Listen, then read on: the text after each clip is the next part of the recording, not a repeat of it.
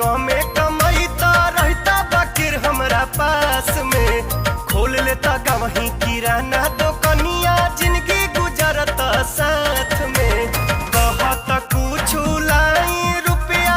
कहत कुछ लाई रुपया नैहर से हम अपना रहता आखी के सोझा हमरा परदेसी मोर साजना रहता आखी के सोझा हमरा परदेसी मोर साजना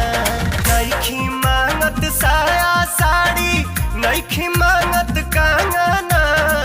नइखी मांगत साया साड़ी नइखी मांगत कंगना रहता आखी के सोझा हमरा परदेसी मोर साजना।